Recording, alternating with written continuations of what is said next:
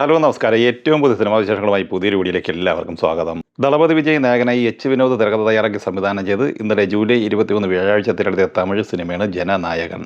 2023 തിയേറ്ററെത്തിയ ഭഗവന്ത് കേസരി എന്ന തെലുങ്ക് സിനിമയുടെ ഭാഗിക റീമേക്ക് കൂടിയായ ഈ സിനിമ പൊതുവെ മിക്സഡ് അഭിപ്രായമായിരുന്നു നേടിയെടുത്തിരുന്നത്. ചിത്രത്തിൽ പൂജ ഹെഗ്ഡെ, ബോബി ഡിയോൾ, മമിത ബൈജു, പ്രിയാമണി, പ്രകാശ് രാജ്, നരേൻ, ഗൗതം വാസുദേവ് മേനോൻ എന്നിങ്ങനെയായിരുന്നു മറ്റ് പ്രധാനപ്പെട്ട താരങ്ങൾ. 300 കോടിക്ക് മുകളിൽ ബഡ്ജറ്റ് പ്രതീക്ഷിക്കുന്ന ഈ സിനിമ KVN പ്രൊഡക്ഷൻസിന്റെ ആദ്യ തമിഴ് നിർമ്മാണ പ്രോജക്റ്റ് കൂടിയാണ്.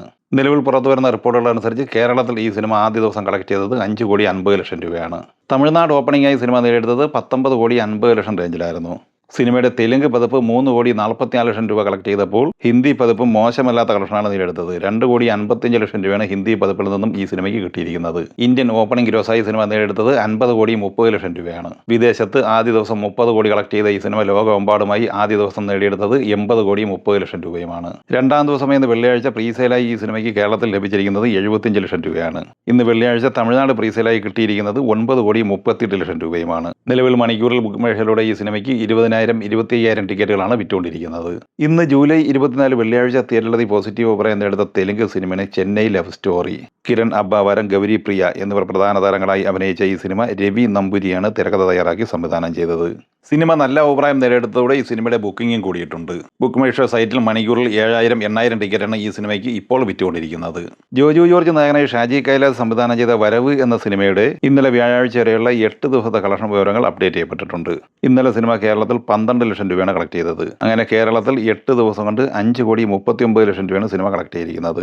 ഇന്ത്യൻ ഗ്രോസായി 5,66,00,000 കളക്ട് ചെയ്ത ഈ സിനിമ വേൾഡ് വൈഡ് ഗ്രോസായി ഇന്നലെ വരെ കളക്ട് ചെയ്തിരിക്കുന്നത് 7,53,00,000 രൂപയാണ്. അജയ് ദേവ്ഗൺ നായകനായി ഇന്ദ്രകുമാർ സംവിധാനം ചെയ്ത് ജൂലൈ 10 തിയേറ്ററിലെത്തിയ ബോളിവുഡ് സിനിമയാണ് ധമാൽ 4. ചിത്രത്തിന്റെ ഇന്നലെ വ്യാഴാഴ്ച വരെയുള്ള 14 ദിവസത്തെ കളക്ഷൻ വിവരങ്ങൾ വന്നപ്പോൾ കേരളത്തിൽ 18,00,000 രൂപയാണ് കളക്ട് ചെയ്തിരിക്കുന്നത്. ഇന്ത്യൻ ഗ്രോസായി 167,59,00,000 കളക്ട് ചെയ്ത ഈ സിനിമ വിദേശത്ത് നിന്ന് 21,55,00,000 രൂപയും നേടിയെടുത്തിട്ടുണ്ട്. വേൾഡ് വൈഡ് ഗ്രോസായി സിനിമ നേടിയെടുത്തിരിക്കുന്നത് 189,14,00,000 രൂപയാണ്. സിനിമയ്ക്ക് വേൾഡ് വൈഡ് ഷെയറായി കിട്ടിയിരിക്കുന്നത് 87,07,00,000 രൂപയുമാണ്. സിനിമയുടെ ബ്രേക്ക് ഈവൻ പോയിന്റ് 81 കോടി രൂപയാണ്. ജനനായകൻ കഴിഞ്ഞാൽ കേരളത്തിൽ ഏറ്റവും മികച്ച കളക്ഷൻ ഇന്നലെ നേടിയെടുത്തത് ക്രിസ്റ്റഫർ നോളന്റെ ദി ഒഡീസി എന്ന ഹോളിവുഡ് സിനിമയാണ്. ഇന്നലെ ഈ സിനിമ കേരളത്തിൽ 53,00,000 രൂപ കളക്ട് ചെയ്തിട്ടുണ്ട്. അങ്ങനെ 7 ദിവസം കൊണ്ട് കേരളത്തിൽ 7,14,00,000 രൂപയാണ് ഈ സിനിമ നേടിയെടുത്തിരിക്കുന്നത്.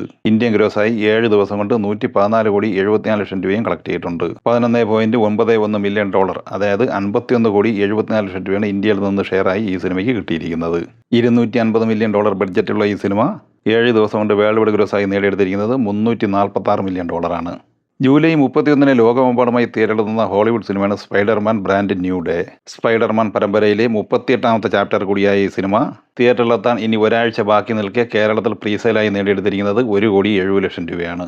ഈ സിനിമകളെക്കുറിച്ചും വീഡിയോ സംബന്ധമായി നിങ്ങളുടെ അഭിപ്രായങ്ങൾ കമൻറ്റായി പറയുക. വീഡിയോ ഇഷ്ടമായി ലൈക്ക് ചെയ്യുക. നമ്മുടെ ചാനൽ സബ്സ്ക്രൈബ് ചെയ്യുന്ന കാര്യം കൂടി പരിഗണിക്കുക.